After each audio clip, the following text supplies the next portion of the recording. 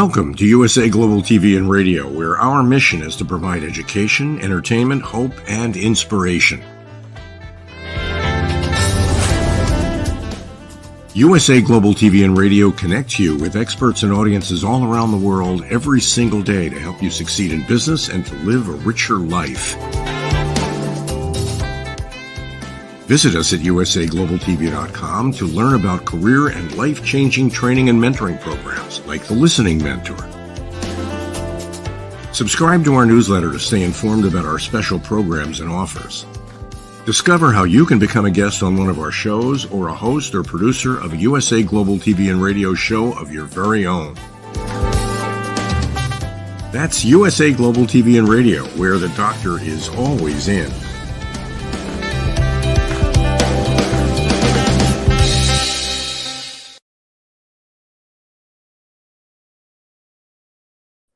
Hello, good morning, good afternoon, good evening, and welcome to USA Global TV and Radio. I'm Dr. Jacalyn Kerbeck, and our show today is Secrets to Timeless Beauty. Our topic is celebrating our feminine energy with expert. You know who she is. She is a dear friend. She's in Dubai, but she's not there right now. She's traveling. It's Kristina Valente. She is not only a TV and radio show host, but she is an internationally renowned, recognized person who helps people in so many different ways. We're going to get into that today. She's a celebrity facialist, and she's also exploring a new journey in her career. Let's welcome her to the program. Come on out. Hello. Hi. Welcome. So nice to see you. How have you been? It's been at least, I want to say, a good month. Yeah, it's been a month for sure. I'm doing okay. I've been super exhausted with all this travel, and I'm landed once again in the Maldives at the Hilton Amangiri Resort, and I'm here for 1 month. I've done 2 weeks already. Incredible. So tell us a little bit, if we've never been to the Maldives, what is it like there? Is it sort of isolated? Is it just you go there to just recuperate and reinvigorate? Yeah. So the Maldives is made up of over 1,000 tiny islands, and a lot of them are high end. Nowadays, they're doing a lot more to cater to, more reasonable prices, shall we say. And each island is the resort. So there's nothing else on the island but the resort. This island is actually quite small. So, the restaurants, the spa, they're all within 1 minute, 2 minute walking distance of each other. So it's very compact. It sounds quite interesting. So when you go there, you know what you're signing up for. You know that this is the one destination you're going to be going to, and you're there for a reason. How do you work with people and help them while they're taking this respite, really? So I have my own menu of services within the spa. I come in as a visiting practitioner, as an expert in my field to offer some unique treatments. And I'm doing energy clearing, I'm doing realignment massage, I'm doing lymphatic drainage massage, tarot card readings, and of course my anti-aging facials. Well, clearly it's working for you, because you look absolutely stunning, radiant. Thank you, my love. I do take great care of my face. It's super important. Katrina, our subject today is something I just was discussing with a couple of people the other day, and I've discussed this with you. I am in my masculine energy. It seems 24/7. I know the feminine's in there somewhere. I just don't know where it is. And what I'd really like to explore is, because I think there might be some confusion even on my part, being busy, productive, etc. Does that mean that's the masculine energy, or can we be that same way in the feminine energy? Good question. To some degree, but when you're successful, you're driven, that's definitely the masculine energy. The masculine energy is what gets you up in the morning and gets you going. It's the all-doing energy. The female energy is the all-receiving energy, the softness, the gentleness, the laid back, giving, but from a place of love. That's so important. I was just reflecting. I said to you right before we started that I went to my first yoga class since October, and I've been practicing for, I don't know, 20 some years. But I approach it like I'm on there for a mission. I'm getting on the mat. I'm going to push myself to the extremes, take every whatever, I forget what it's called, but instead of taking it easy, no, it's like a job. What do you think of that? Yeah, I mean, yeah, and this is a very good example of what not to do. You do your exercise, but in a yoga class, you need to let go, you need to flow, you need to push the body as much as comfortable, and then rest and stop and listen to your body. Our yoga class is not a gym exercise, it's something very different. And yoga is actually practicing much, much more the feminine energy. Now, what about for men who may be watching now or on the replay? Men also have feminine energy, don't they? Of course, we're all masculine, feminine. Whether you're male or female, the masculine energy is the all-doing energy, and the feminine energy is the all-receiving energy. So while I have you on Spotlight, when you say receiving energy, can you give a little more detail about what that means? Well, it's about doing nothing. It's about being.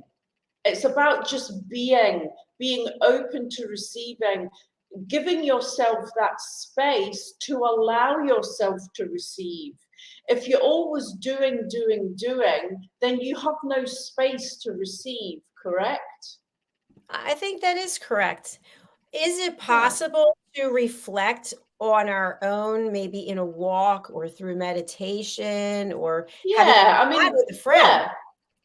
yeah, that is the all receiving energy. It's about just being quiet, being contemplative, just allowing yourself some space. And trust me, it took me many years to really understand that and to try and practice it. And still, I'm a bit much more in the masculine energy. For women that are successful, that are on their own, that are making their own money, that are single, it's all about the doing energy. It's all about the masculine energy. It's so true. When I think about different men in my life, whether they were family members or someone I was involved in a relationship, I recall they come home at the end of the day and it's just like, okay, I want my dinner. I want to watch TV. I'm just going to zone out. And I know for me, I'm constantly going. It's just like, it just seems not like on a treadmill, but there's so much to do. And as a business owner of multiple businesses, who's going to do it? So I think it's important, especially when I look at you, how radiant you look, and you just seem so confident and self-assured, that we do take the time to tap into the feminine energy and also do the self-care work with someone like you. I have to say that being in an environment like this gives me a lot more downtime because there's nothing to do. I'm in my room every night. It's very chilled at the spa. I get up, I go to the gym, I have breakfast, I have a shower, and then I go into the spa. I haven't been very busy this time, so it does give me a lot of space. And I think sometimes that's a good thing because back in Dubai, I would be a lot more busy. But I think it's very important for us all to find that balance because at some point, Dr. Jacalyn, you're going to get burnt out. You are. You're only human. And if you keep going, without any proper relaxation, downtime, or holiday, then, you know, it's not good. It's not good for your body. It's not good for your energy. It's not good for your health. Well, I thank you. I feel really good. I started this supplementation program. Maybe you've heard of it, Juice Plus. Sorry, I missed that. You've started. Oh, I said I started on a supplementation program, Juice Plus. Oh, Juice Plus. Yeah. I used to take that. I don't know. I didn't. It was okay. I can't tell you it was wow for me.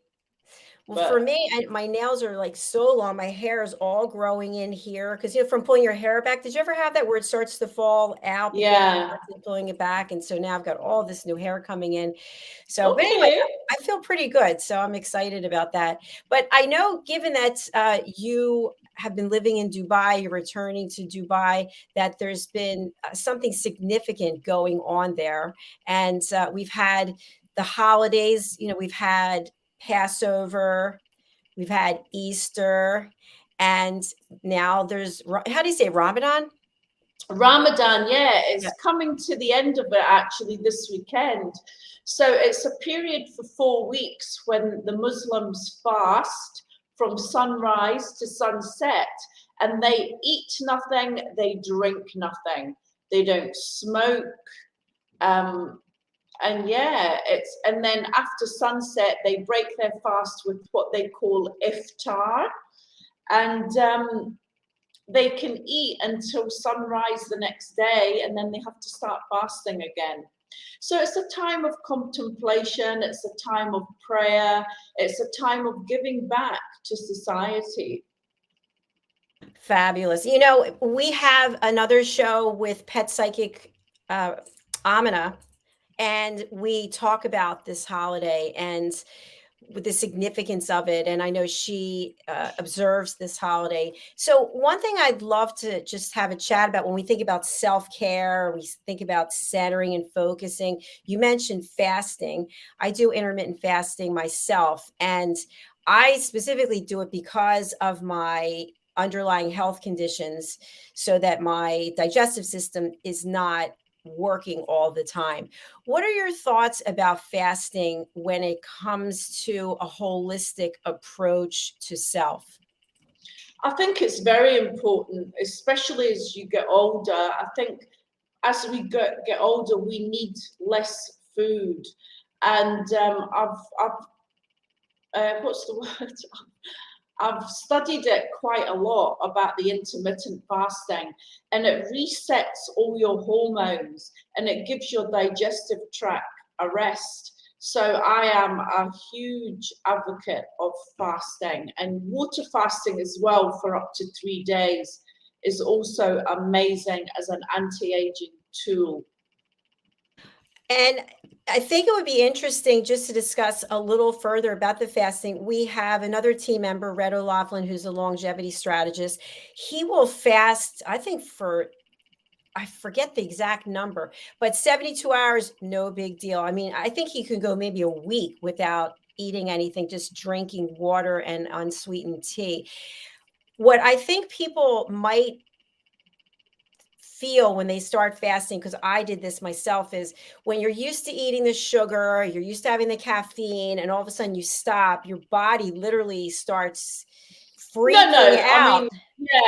You have to first of all get a doctor's approval, because the more toxic you are, actually the last fast I did was horrendous. I was very ill for like more than 24 hours because I hadn't done one for a long time, and I had to take all these powders, and I had the most horrendous headache. And when that happens, it shows you that your body's quite toxic.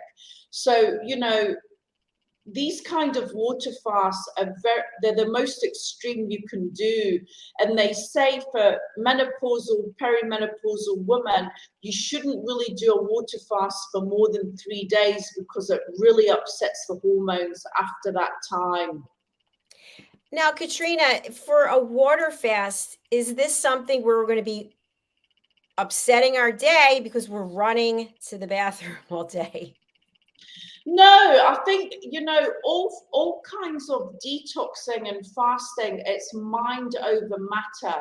You've got to, get it right in your head. Just say, okay, this is what I'm going to do. Get food out of your head. And you don't actually go to the bathroom that much more, as I recall. Now, you mentioned when you did it about these powders. What were the powders? How did they? So this is oh gosh, I'm trying to remember the name of it. Health Nag, which is on Instagram. And I was taking this particular detox quite a few years ago, and I would have to order it from Malaysia. And that was a bit tricky. So this company in Dubai started supplying it. And it's just basically a bunch of herbs that you take throughout the day. There's definitely psyllium husk in there because it's super filling. And it pulls out all the colloidal plaque from your gut, which looks like, when you go to the toilet, a long tube of black. And that is cleaning out the really deep-rooted toxins that have been there for years and years and years. And it's one of the best detoxes I've ever come across. It was actually recommended to me by a friend of mine that was an anti-aging doctor. So did you start this particular cleanse/fasting because of a specific reason, or did you say every so often I'm going to do this? Yeah, I mean, I've always detoxed since I was in my late 20s. I think it's the best thing you can do for your body because, I eat very fast, so I don't have a great digestive system. So for me in particular, it works well. I always feel that I've done something good for my body. And I really like the juice fasts as well, but vegetable juices. And that really saturates your cells with phytonutrients and gives your digestive system a break. And it really gets rid of any inflammation very quickly, which a lot of women going through menopause suffer from. Yes, definitely good points. And have you found through fasting, and then we'll move on to a different topic, but have you found this is a good way to lose weight, or is this basically a better way to lower inflammation? It does both. It does a bit of both, but you've got to find what works for you. Some people just don't like fasting at all. But I've always found it very helpful, and I think it's a great anti-aging tool. I think the thing that's interesting is we don't eat, we just drink water or juices or whatever it is, and then we go back to eating. Why wouldn't we just gain back all the weight? Well, not necessarily. I mean, you can't just go straight back into eating. You have to introduce food slowly. So papaya is an amazing food to start with because papaya is low in sugar and it's full of digestive enzymes.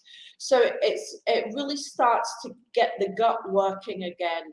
And then you would have maybe soups. Warm soups are very good for the digestion. And then you would introduce stewed vegetables, and then you would move on to carbohydrates and protein, the next day or whatever. And what can we do during this time to keep our energy levels up? When you're fasting, you should really do it on a weekend when you can relax. It's not the best to do fasting when you're running around on a daily basis. It's better to do fasting when you're more relaxed, and then because your body goes through a big process to detox. So if you're running around in your daily life, you're fighting one thing against the other because the body needs space in order to relax. You can go for walks in the forest. You can swim. You can do yoga. You know, it's encouraged to move the body, because when you're moving the lymph, and the lymph is taking all the toxins out of your body. And have a lymphatic drainage massage. It's excellent to do that towards the end of a detox, because it gets rid of all the toxins that are being eliminated more quickly from your body due to detoxing. I'm glad that you brought up massage. I'm not familiar with the lymphatic drainage massage, but I do know that I was getting massages before the pandemic. I was getting them maybe once a month. And since then, maybe once a year. And I know the last 2 times over 2 different years, I got sick afterwards. Is there some correlation to that? Really? Yeah. I got a very bad cold, a sore throat, both times. And I thought, I'm not going back. It could be. You see, this is a sign, Dr. Jacalyn, that you are super stressed, and you live on that level where you think it's normal because it's just your daily routine. But it's not until we slow down and allow the body some space. It's like so many people, you know, when they go on holiday, they get sick the first 2 or 3 days, because you're changing your environment, you're slowing down, you're letting go, and you're allowing the body space to get rid of all the things that you've been holding on to. So it makes sense to me that you get sick when you get a massage. Can you tell us what specifically what is it? Lymphatic drainage Lymphatic massage. draining. What is it? Okay, so the lymph is the biggest organ in the body that takes away all the toxins from the body. And the lymph is only on the front of the body. So you have lymph behind your ears, you have it here, you have it under the arms, in the groin, and behind the knees are the exit points. So lymphatic drainage massage is very slow and methodical, because your lymph sits like a thin film of milk right under your skin. So the idea is to drain into all these exit points, and it takes out the toxins. So the result of that is that you feel instantly lighter, less bloated, and depending on how toxic you are, you can get quite unwell after a treatment. Does it hurt? No, not at all. Okay. Sometimes if you're pressing, if you've got the lymph is on the arm here, and sometimes when you move it, it can feel quite painful. It depends how toxic you are. I hope I'm not that toxic. You know, we've been talking about a number of things today, and I want to move into where you are today with your career, and then the next chapter of where you're going. Would you like to share that with us? Sure. Well, you know, I've been a facialist, an esthetician, holistic esthetician for 28 years. And the last few years, I've been doing a lot more healing and coaching and energy clearing work, as well as tarot reading, which I really enjoy because, you know, I'm a wealth of information now, and I like to share it in a way that really helps people on a psychological and an emotional set point, because then you can really change someone's life, help them see a different perspective for themselves. And then, you know, because I haven't been able to meet my significant other, it took me down the road of exploring sex therapy. And that's an area that I'm looking into this year, and I'm doing a bit of study on. And it's definitely an area I want to move into, sex and relationship coaching. When I talk to people in relationships, most of the time they're not having sex with their partners. It's an issue on some level or another. And through the study and the research I've done, I realized that, you know, sex is really the answer to everything. It's the answer to your good health, to abundance, to attracting what you want in your life, to attracting new opportunities and lots of money. That all sounds really good. What are some of the reasons that people have shared with you as to why they're not being intimate at that level with their partner? And by the way, intimacy can look a number of different ways, can it? Of course, of course. I mean, intimacy is sharing your feelings, your emotions, your deepest, darkest secrets with someone, feeling safe with your partner, feeling safe to be yourself, to express yourself. I mean, that is also intimacy. But I think people in long-term relationships just stop trying. They take the other one for granted, they get used to them, and they just start focusing on other things. Whereas if they can really come together sexually on an intimate level within their sexual relationship, it takes your relationship to a whole other level. So I'd love for you to talk a little bit more about how we as humans change sexually as we get older. So, in other words, you're 20, you're out there, you're moving and shaking, 30, maybe you're starting to settle down, 40, whatever. And then slowly women are facing menopause, men can have midlife crisis, and we don't look the same way, except for you. You look the same way you did. Don't get no, like my body is changing fast. Don't be fooled. My God. Well, you look gorgeous, as I said before. But so if you've been in a relationship with someone for years and both of you, your bodies are changing, that's one scenario. Or if you're on your own and you're looking to meet someone and your body is not the way it used to look, I think two things come up for me.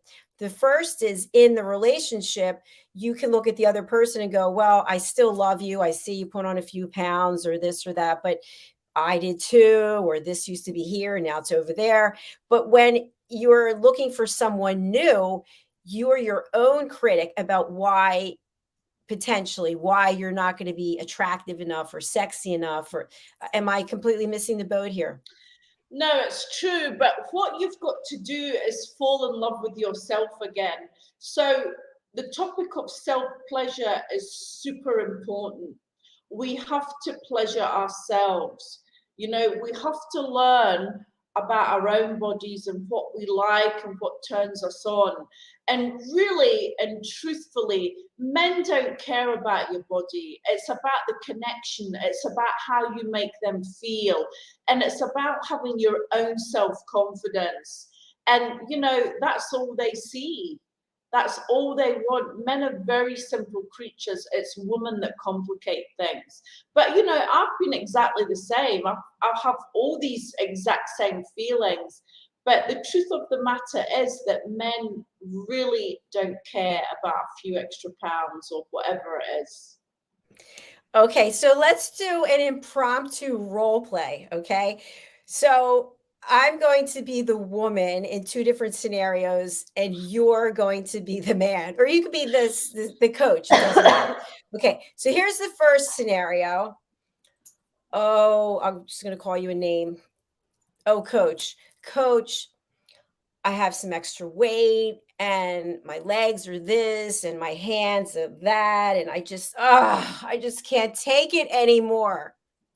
How do you feel about So, what I'm saying? well, I mean, so if you can't take it anymore, do something about it. You know, you can do something about your physical appearance through treatments and exercise and diet.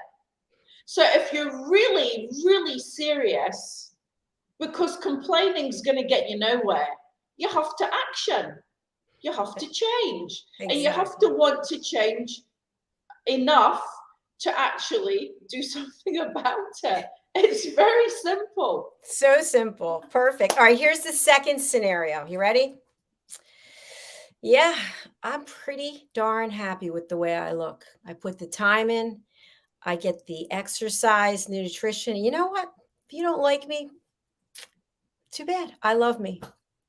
What do you think of So the second scenario? Do you like it that's better? great. Okay. That's great. I mean, it's all about self-confidence. But, you know, what you've got to ask is, does that person really feel that way about themselves? Or is it just the front and really on the inside?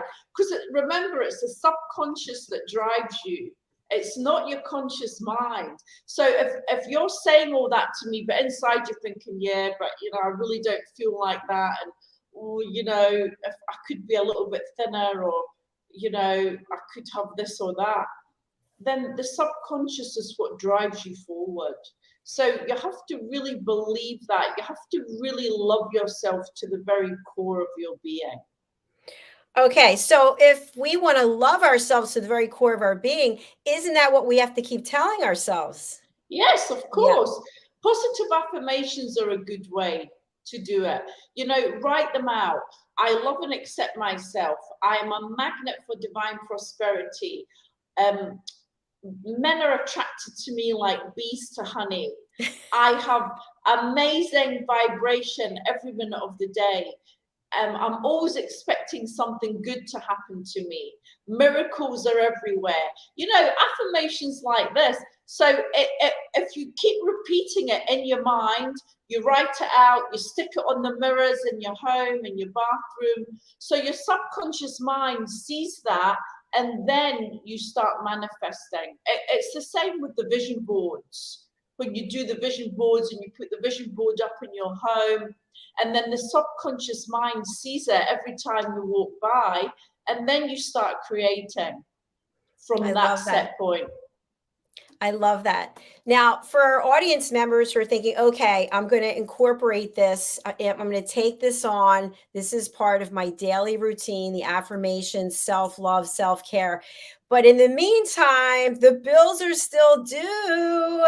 So, how do we as humans, because every one of us falls into a trap at some point in our lives, I would think that even if you have a ton of money, it's not as much as what you would like to have. So how do we keep the evil money energy at bay? I shouldn't say evil, but the money energy in check at the same time when we're manifesting greatness? But in what context do you mean? So, for an example, I'll give an example. Today in the United States, it's tax day. We have to pay the IRS. We have to send in our tax forms, send away checks. So maybe people are doing other things and they're thinking, oh, I have to write out this check for whatever the amount is. Maybe they have it, maybe they don't have it, maybe they're manifesting it. But at the same time, they're thinking how grateful they are for everything else and how happy they are. But yet they need to manifest money. I mean, you've got to action things. Like, you've got to think about how you want to make money, and then you've got to put measures in place to make that happen. And as I said, positive affirmations do help. Listening to meditations on a daily basis, playing binaural beat music, and, you know, most important is to be grateful. When gratitude is the quickest way to bring more money to you. That's an excellent point. I hope everyone is taking that in instead of being, woe is me, and I don't have this and I don't have that every Yeah, because day. what we focus on, we create. So if you keep saying, oh my God, I've got to pay my taxes, be grateful that you've got the money to pay your taxes. Exactly. It's all about our mindset. So in this transition that you're making, what is the time period before you, if you're going to, are you going to shift completely away from being an esthetician and a therapist to being sex coach, sex Yeah, I therapist? mean, it's been a gradual process, Dr. Jacalyn. I mean, I'm doing less and less facials now, hardly any at all. It's just been a gradual transition. Of course, I'm still doing a lot on my own face, but not so much on anybody else's. And I'm doing much more of the energy clearing, the tarot reading, the lymphatic drainage, the raindrop massage. Are you able to work with people who are going through some type of grief, whether it's loss of someone in their life that they loved, or loss of a job, because I feel like when we go through loss, there is a blockage of energy that keeps us from going where we need to go and moving on. Are you able to help people that way? Yeah, I mean, I'm not a grief specialist, but the energy clearing works on anything at all that you feel is blocking you in your life. So I do work on grief in that context. Yeah, I think it's so important, because especially during the pandemic, many people reinvented themselves, but many people lost businesses, lost family members, and then harbor this anger and harbor this inability to let go and forgive. And I found for myself that I give myself grace and I forgive myself for my shortcomings, because after all, I am a human being. Yeah, I mean, look, the pandemic happened to give us all a reset in the right direction. So whatever you lost, you were meant to lose it, because you have to step on a path that is more in line with what you came here to do on this planet moving forward. The end. That is the whole reason this pandemic happened. And you have to see that at some point for your own life, you know? I think that's such a valuable point that you made. I think what's also interesting is people were put together in situations they might not have been in before. So, example, families living Totally. together, all different Yeah. generations, people living in small spaces. So, when we're working on our higher vibration, or clearing our energy, or finding our intimacy with ourselves, with our partners, how do we do so if we're living in an environment that's dysfunctional? You got to take responsibility for it. You know, we are what we attract. So there is no mistake. So, you know, as soon as you point one finger, three point back at you. So it's never about the other person, it's always about you. So as soon as you can take responsibility for your own reality, the quicker you can change it. I think that's a great point also. And I think maybe evaluate how and why you're in the situation that you're in. And if it's not serving you, how can you get out of it? What are the steps that you can take? To your earlier point, it's all about action. And I think it starts in here, and it starts in here. And from there, then it flows out. No, I mean, you think about how you want to move forward, you take a few action steps to make it happen, and then grace will follow and things will get put in your way. You have to show the universe what you want, and then it will be provided 100% of the time. And if it's not, it's because it's not been for your highest good, and something else will be put in its place that will be better for you. You know, I can't help but notice the beautiful colors next to you, the yellow and the purple, and the beautiful, is a top or a dress that you're wearing, green. And Yeah. I know that you work with people for color therapy as well. And you've done a couple of readings for me, which I really appreciated. How does knowing, and I don't know the terminology, but how does knowing what colors mean what to you impact your mood, your frame of mind, your action? We always wear the color to the mood we're in. It's a very subconscious thing because color actually balances us. So when you choose a certain color, it's because you need to balance that emotion. And it's funny that I chose green. I mean, I've got very limited clothing with me, but green is the heart center. It's the masculine of the heart. It's about empowerment, setting your boundaries, recovering your vital space, and being open to receive. So it's very much an empowerment color when you're going to speak. So, and you know, I had nice earrings to match it. So I thought, well, you're only going to see me from the head up. So What can I wear? So It doesn't matter how much you analyze it, you will not wear a color to the mood you are not in. I think that is so true, and I'm going to tell you why. So last night my nails were originally lavender. I painted them white, all white, and I thought I love all white. And I thought, no, it's not me. I got to go with the red. So I put the red on, and I really felt like myself. But I was going to wear a red dress, but I didn't feel like that powerful that I wanted to put that on to Yeah, command. red is probably one of the most powerful colors. It's sexual, it says power, it says look at me, here I am. There is no mistaking a person that's wearing red. But if you're not, see, it was too overpowering for you, because today you're in a powder blue, and this is about peace and calm. It's about speaking from the throat center. So, you know, they're very different. And you will only wear red if you're in the mood for it. So I appreciate what you're saying. A question I have for you is, I purposefully put this on because we were talking about feminine energy.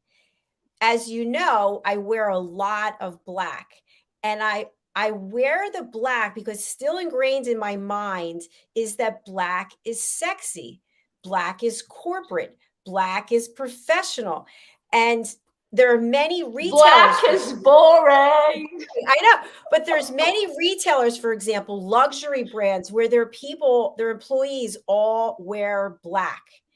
So when we wear a color, should we be wearing it because of the mood that we're in, or the image that we want to project to other people of the mood we're in? Well, that's up to you, right? That's Right. up to you. But this color, I see you with this color. When you wear black, all I see is the black, and then I see your face. When you're wearing the right color, you're supposed to see your face, and the rest follows. So this is much softer. It makes you look softer. It makes you look younger. Black's a bit harsh, and especially because you're blonde with the pale skin. Okay. So let me ask you this question.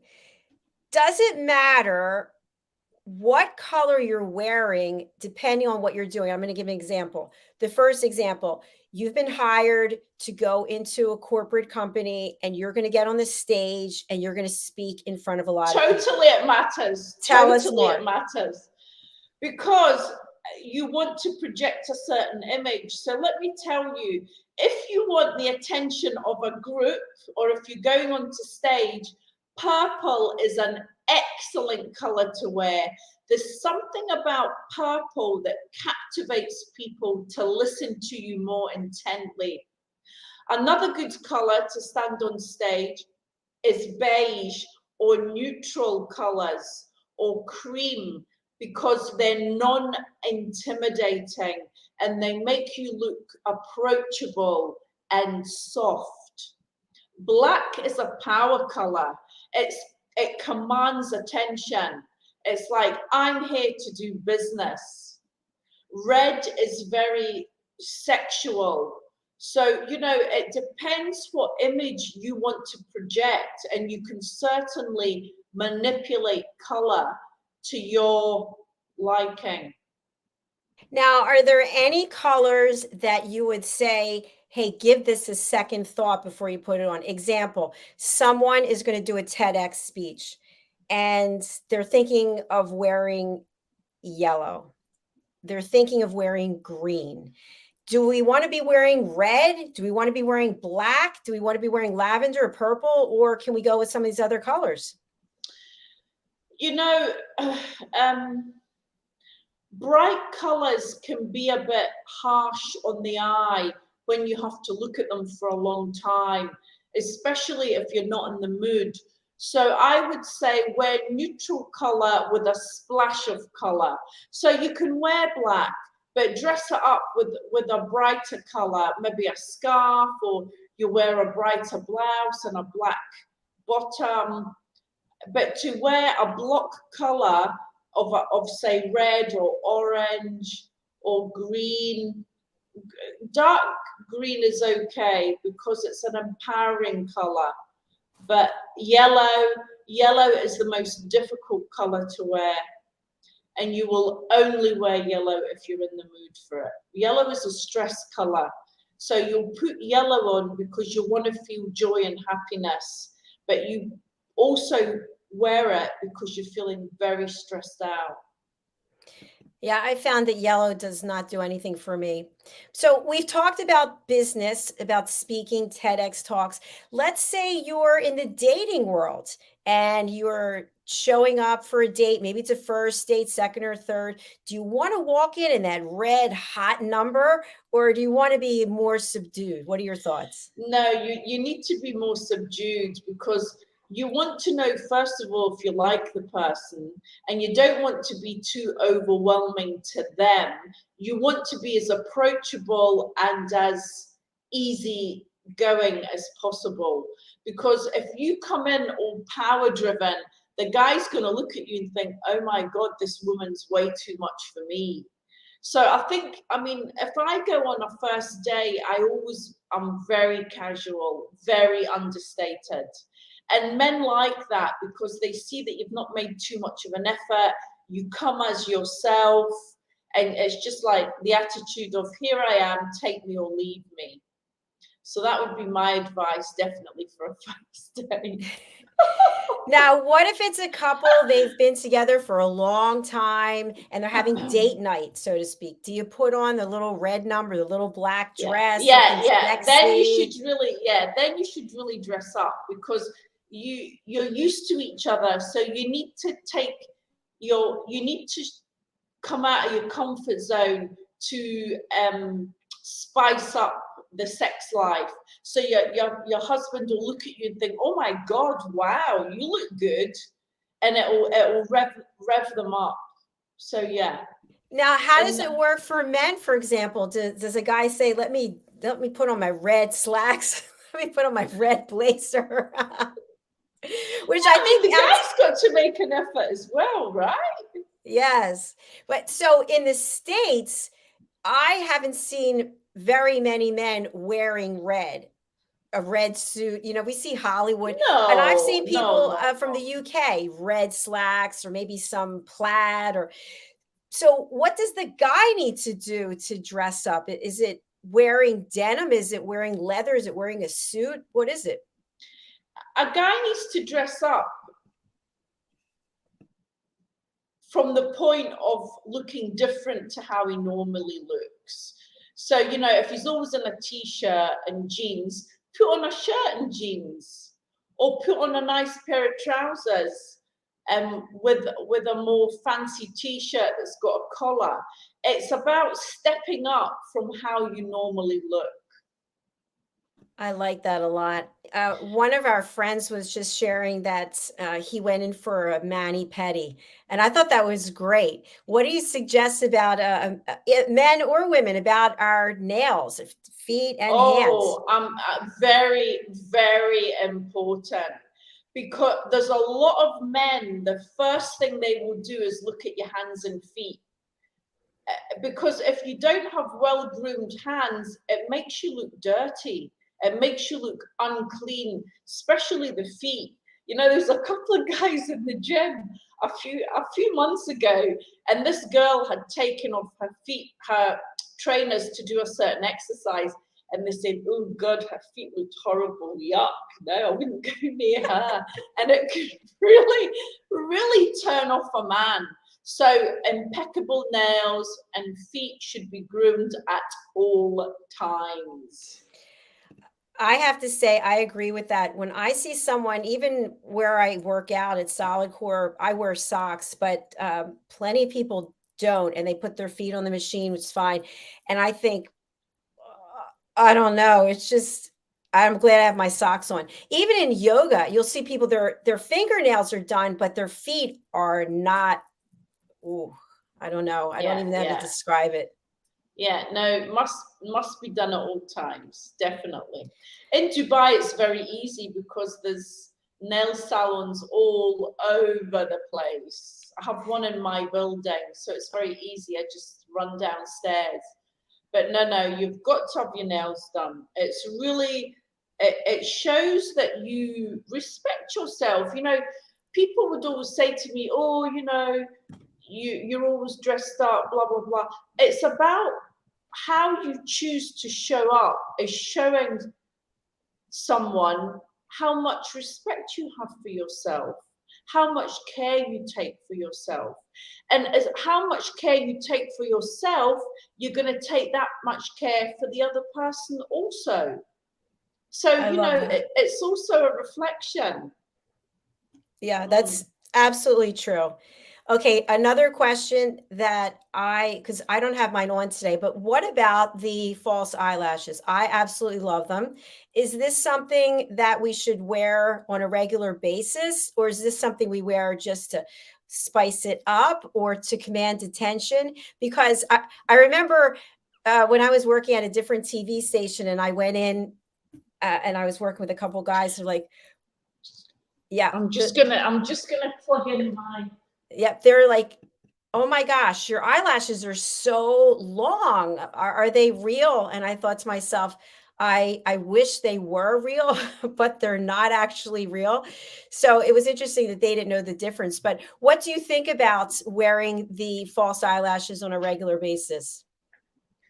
Okay, hang on. I actually have worn false eyelashes non-stop for over 2 years.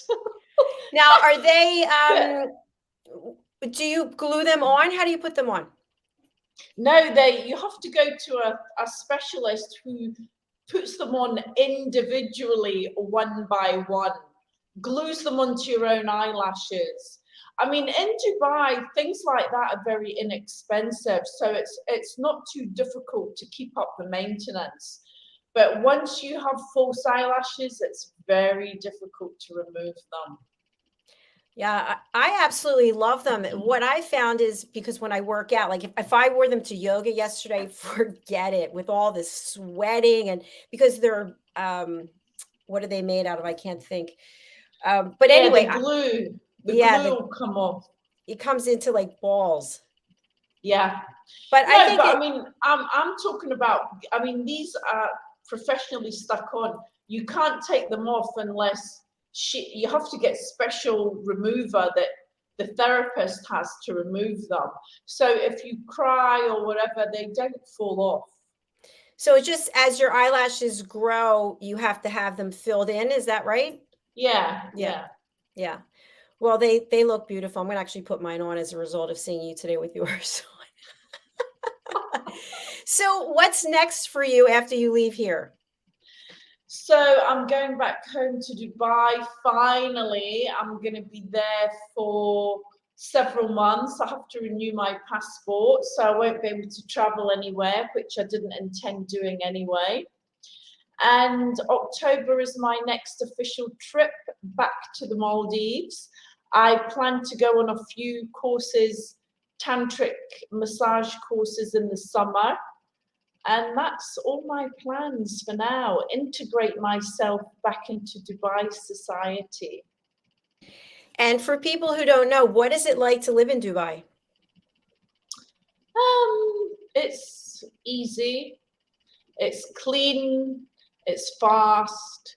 Everything's available. It's very glitzy and glamorous. Quite expensive. My rents went up this year. Everybody seems to want to be in Dubai at this point in time. So the summers are quite hard because it's very, very hot. But you get used to it. There's AC everywhere you go, so it's not really too much of a problem. And yeah, I mean, shopping, eating, going out. I mean, it's not very cultural like Europe would be. But there's always something to do. The city is 24/7. And is it easy to travel, fly places from there? Yeah, I mean, they say that Dubai is in a third of the world is 4 hours from Dubai. Wow, interesting. So what are some places nearby that you could fly to? India, the Maldives, Jordan, Turkey, Israel. Where else? Yeah, I mean, there's a lot of places within 4 hours. It's fabulous. Well, listen, everything you're doing is looking really good on you, so keep it up. Thank you. And it's much later where you are. Here in the States, it's just about noon Eastern time. What time is it there? It is 9 p.m. 9 p.m. So I'm just getting started and you're ready to wind down. I am. Well, it's been an absolute pleasure seeing you and having this experience with you today. For people who want to know more and they want to hire you, can you again go through the services that you offer? So I'm offering online coaching, the energy clearing and the tarot reading. If you're in Dubai, I'm able to do the massages, the facials, and the energy clearing, of course, coaching and tarot. And how do people reach out to you? They can get me on my website, katrinavalente.com. I'm on Instagram every day, Katrina Valente in the number 1, and on Facebook by my name. Yeah, I love your Instagram posts. They're fabulous. Thank you. Very nice. Well, thank you again. I wish you a beautiful night's sleep. And Thank you. And keep smiling. It looks good on you. Thanks, Dr. Jacalyn. Always a pleasure. Lovely to see you, and I'll see you when I get back to Dubai. Fantastic. Thank you. Thanks, everyone. Our next show is coming up. It's Women in Business, and we will be welcoming Amy Bonner. So see you then. Bye. Bye.